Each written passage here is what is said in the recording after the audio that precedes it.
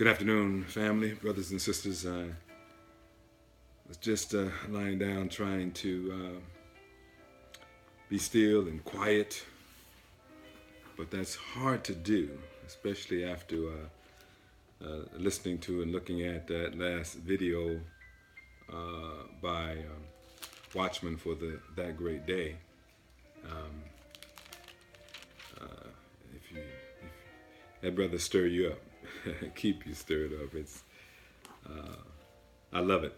If you haven't looked at his video on Brother John's video on Psalms 19, where he took us to the galaxy and walked us through the Father's house, and from the different chambers, and explaining Psalms 19. I mean, it was amazing. And if you haven't seen it, you need to do that. I want to just share a Sabbath meditation with you from Psalm 16, chapter 16. And I'm just going to begin here at verse 5 and just read down through the end of the chapter and make a few comments, and trust it'll refresh your spirit as it has mine this afternoon. The psalmist says, "I will bless the Lord who has counseled me. Indeed, my mind instructs me in the night. I have set the Lord continually before me. Because he is at my right hand, I will not be shaken. Therefore my Lord is glad, my heart is glad, and my glory rejoices. My flesh also will dwell securely. For thou wilt not abandon my soul to Sheol, neither wilt thou allow thy Holy One to undergo decay." Verse 11 is where I was focused on. "Thou wilt make known to me the path of life. In thy presence is fullness of joy. In thy right hand there are pleasures forevermore." We appreciate the moments when we can be in his presence. But no matter how long we stay in his presence, the world always wants to pull us out of it.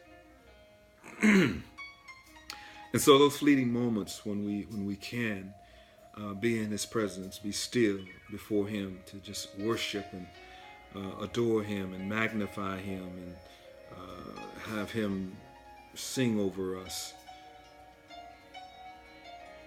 Those moments are fleeting, and they always leave us longing for more,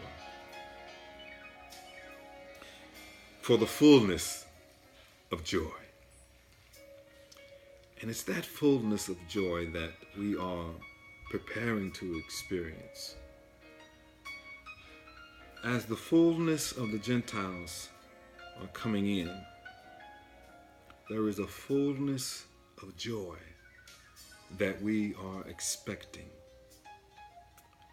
And then it says, "In thy right hand there are pleasures forevermore."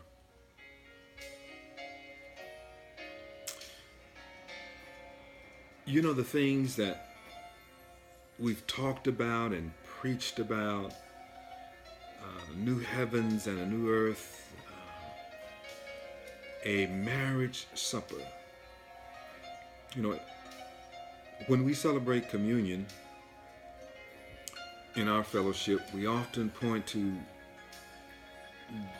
the teaching of Paul in 1 Corinthians, the 11th chapter, as he was helping the Corinthian church appreciate, the meaning of the supper.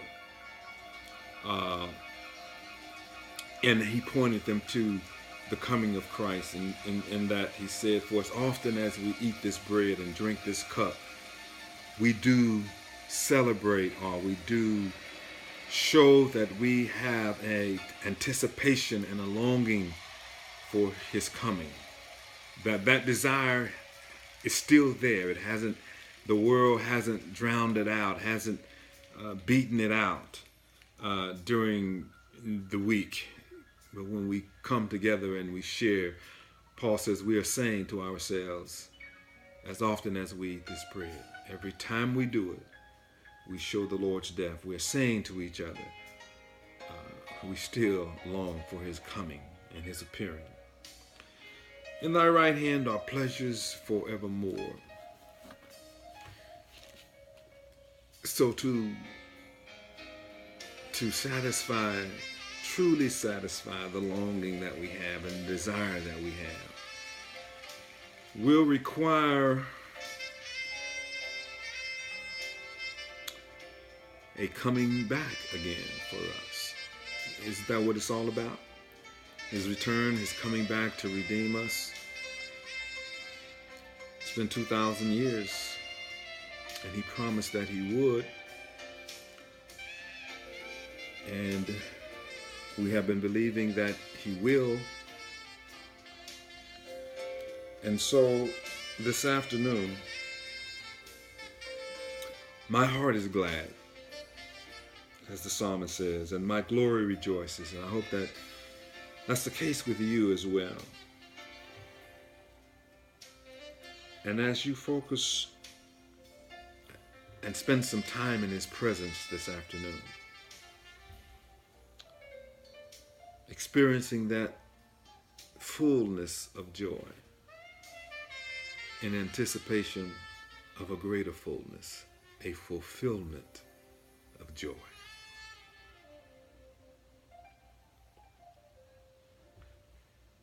At his right hand, there are pleasures forevermore. Let your heart leap forward in anticipation to being there at the marriage supper of the Lamb.